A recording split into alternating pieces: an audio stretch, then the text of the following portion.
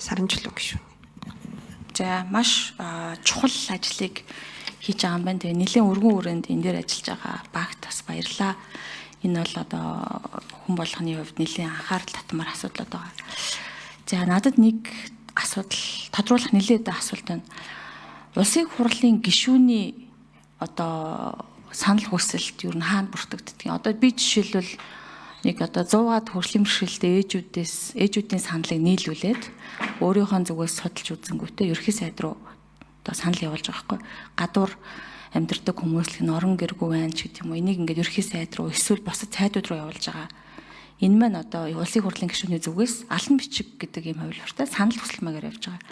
Энэ судалгаа энэ дэр байгаа юу? Энийний одоо хариулт яаж явагдах гэдгийг тодруулмаар байгаа. За хоёрдугаарт нь өргөдөл гомдол шийдвэрлэлд аягүй өндөр гараад байна л да. Одоо жишээлбэл гэр бүл хөдөлмөр нийгмийн хамгааллын яам бол 85% шийдвэрлэгдсэн гэж байгаа.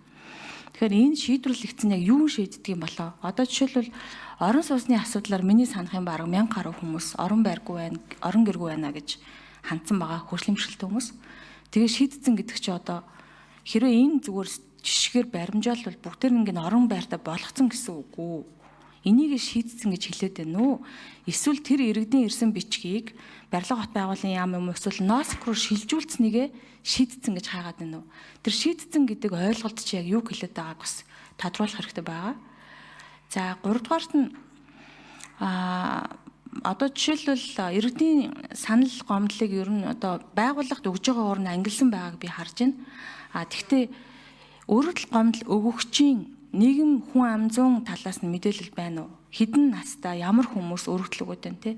Хөгжлийн бэрхшээлтэй хүмүүс илүү өгöd байна уу? Ахмадууд өгöd байна уу? Орон нутгаар нь тэр өгöd байна уу? Энэ өгöd байна уу гэдгээр ангилж гаргачвал бид нарт бас дараагийн тоо баримт дээр тулгуурлаад шийдэл гаргахад арай учиртай болох гэдэг юм л да.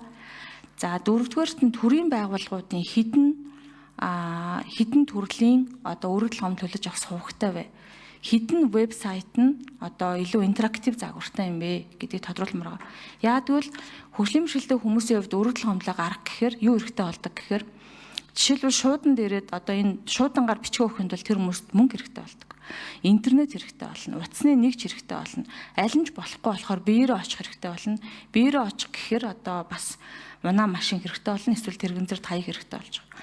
Тэгэхээр энэ төрлүүд дээр төрийн байгууллагуудын хүртээмжийн асуудал дээр яг хэр вэ гэдэг судалгаа энэ тоон дээр би бол харахыг хүсэж байна л та. Энэ их тодорхой байгаад идэг, баймар байдаг. За гадаадын байгууллагууд судалгаа хийгээд саналуудаа засгийн газар одоо төрийн байгууллага руу өгдөг. Энэ санал хүсэлтийн тоо мэдээлэл юу н хаана нэгтгэгддэг вэ гэсэн ийм асуултууд байна.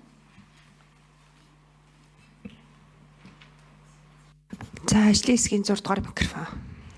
За би ерхий сайдад хандсан их хурлын гишүүдийн санал хүсэлт хаана бүртгэгдэг вэ гэдэг талаар зөв өөртөөгөө мэдээлэлээр хариулж байна. Нэмэлтээр хэрэг эрхлэх газраас бас мэдээлэл өгч болох бах. Их хурлын гишүүдийн санал хүсэлт нийтлэг байдлаараа хариуцсан яамдууд руугаа илүү одоо шилжүүлж шийдвэрлэж байгаа байх. Үүнтэй холбоотойгоор юуг шийдвэрлсэн гэж үзээд байгаа юм бэ гэхээр нөгөө иргэдээс төрийн байгууллага албан тушаалтанд өргөдөл гомдол гаргах тухай хуулийн дээр юуг шийдвэрлсэн гэж үзэх вэ гэхээр нөгөө шилжүүлсэн ч гэсэн шийдвэрлсэн болчихж байгаа байхгүй. Тэгэхээр энэ хууль концепцийн хувьд өөрчлөгдөх ёстой гэдэг байгаа бидний яриад байгаа санал энэ. Шилжүүлж шийдвэрлсэн чинь нөгөө иргэдний гомдоод байгаа хүсээд байгаа асуудал шийдвэрлэгдээгүй байхад төрийн байгууллага бид энийг 30 хоногийн дотор эсвэл хэрэг эрхлэхээс хяналт хэрэгжүүлэх рүү шилжүүлсэн чинь шийдвэрлсэн гомдлын тоонд ороод байгаа байхгүй. Хуулийн хугацаанд шийдвэрлсэн гомдлын тоонд ороод байгаа. Өнөөдрийг хүртэл бид 30 хоногийн дотор 5 хоногийн дотор хугацаанд нь шийдсэн гэдэг асуудал нь маш өндөр одоо акцент өгч тэрэн дээр л анхаарал хандуулж ирсэн шийдвэрлэлтийн хувь 80-90% та. Гэтэл нөгөө жишээ нь орон сууц хүссэн баццгийн гомдол тэнд шийдвэрлэгдэггүй л байгаа. Тэрийг аль нэг газараа шилжүүлж шийдвэрлсэн гэж тавьсан байна. Ийм асуудал бас байгаад байгаа юм. Тэгэхээр шийдвэрлэлт гэдэг маань шилжүүлсэн маань амаар утсаар тайлбарлаж хэлсэн маань нөгөө боломжгүй байна гэж тайлбарласан маань бүгдээрээ шийдвэрлсэн гэдэг одоо англи руу орчод байгаа. За юугны хувьд бол хүн ам зүйн ангиллаар авч үзэж гэнэ үү гэхээр бас л өнөөдрийг хүртэл авч үзээгүй байсан. За журам нэгдсэн систем маань одоо ажиллагаанд ороод ирэхээр энэ хүн ам зүйн ангиллаар гараад ирэх боломж нь бүртгэх. Энэ нэгдсэн систем бол яг нөгөө төрийн байгууллагууд одоо ашиглаж байгаа систем дээр л холболтууд хийгээд нөгөө хоорондын саадыг найрлгасан төсвөөс ямар ч мөнгө гараагүй ийм систем ажиллаад байгаа. Хүсвэл их хурлаас одоо хандлт авах эрхийн үсээ тэрийг бас засаг дээр явж байгаа өргөдлүүдийг real time-аар харах боломжтой болов уу гэж харж байгаа. За иргэдийн хувьд ямар сувгууд байна вэ гэхээр нөгөө за одоо нөгөө хилцүүлгийн платформудаар саналаа өгч болж байгаа. За утас, имэйл, шуудан, за Facebook одоо албан ёсны хаягт нь дууд шуудан үлдээж болж байна, мессеж өчөж болж байна, веб чат, киоск, веб хуудас, аппликейшн. За тэгээ бичлэн гэдэг ийм олон одоо боломжууд байгаа. За бид нар байгуулагдсанаасаа хойш би ирээд одоо тоолоход төрийн байгууллагуудын тусгай дугаар 40 орчим тусгай дугаарууд ажиллаж байгаа.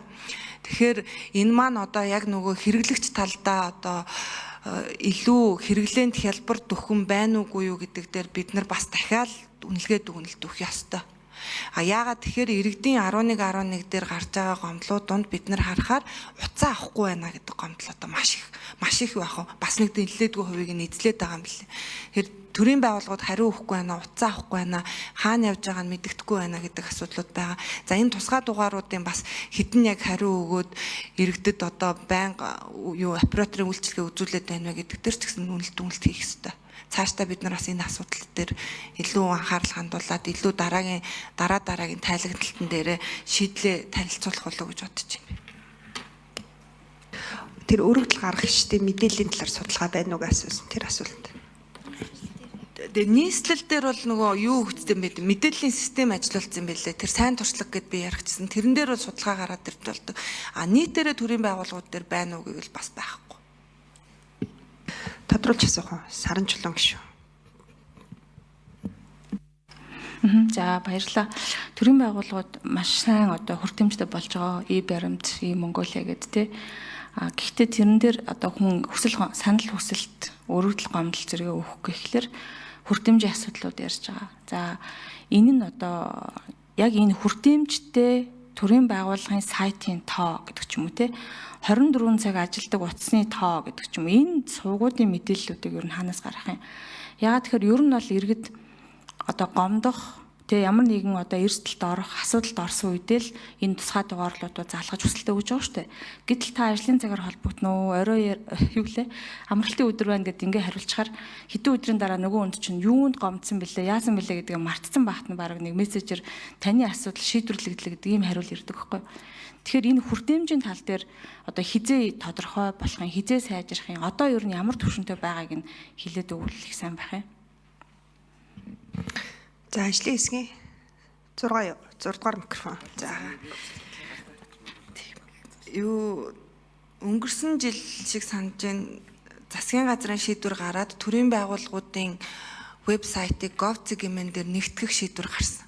Энэ нь анхны концепц нь яаж явж исэн гэхээр нөгөө UK.gov гэдэг шиг одоо UK.gov бол 5 настай хүүхэд ороод хэрэглэх хэмжээний одоо user friendly вебсайтыг юуны Их Британий засгийн газар хэрэгжүүлсэн гэх. Тэгээ бид нар энэ концепцээр gov.cg-ийн гэх төрийн байгууллагуудын вебсайтыг шатараалтай хаагаад илүү нөгөө хэрэглэгчд одоо хүртээмжтэй үйлчилгээ үзүүлэх чиглэлээр бол бас ажлууд эхлүүлээд одоо энэ ажил ч гэсэн ингээд зогсоогүй явж байгаа E-Монгол талаар холбочихсон иргэнд өөрт нь хэрэгцээтэй багц үйлчилгээг санал болгодог ч юм уу те тэр одоо холболтууд бол төрийн байгууллага дээр хийгээд явж байгаа. Бид За ажлын хэсгийн 6 дугаар микрофон 1 минут. Цахим Монгол гэдэг үндэсний хөтөлбөр байгуулад бид нар Монгол улсын цахимжилт бас олон улсын түвшинд үнэлэгдсэн. Одоо бид юуг үнэлэх ёстой вэ гэхээр яг одоо гишүүн таны ярьж байгаа шиг цахимжилт маань хэр хүртээмжтэй юм бэ? Энэ олон систем хэрэглэгч талдаа хэр хүртээмжтэй байна вэ гэдгийг үнэлэх ёстой. За бид 2025 оны 11 сарын 10 дэлгүүдээ ажлын хэсэг байгуулсан төрийн байгууллага дээр хэрэгжилж байгаа системийг тоолох захимжилтыг оновчлох ажлын хэсэг байгуулсан. Тэгэхгүй ингээ байгууллага болгон дээр ийм одоо нэг багц үйлчилгээг авах гэж 3 төрлийн апп ашигладаг ч юм уу ийм байдал ажиглагдаад авах. Тэгэхээр нөгөө хүртээмжхээсээ илүү илүү нөгөө хүндрэлтэй асуудлыг үүсгээд байна. Тэгэхээр бид нар цахимжлалтынхаа оновчлох архитектурын зураглалыг зайлшгүй гаргаж ирэх хэрэгтэй юм билээ. Тэгээ манай газар дээр бэлэг дэмрэл дарга ахлаад бас энэ ажил явж байгаа. Үндсэн одоо тайлан бид нар 12 сарын 20-оос хойш засгийн газар танилцуулах болов уу гэж бодож байгаа. За гаммаг шүү. Асуулт.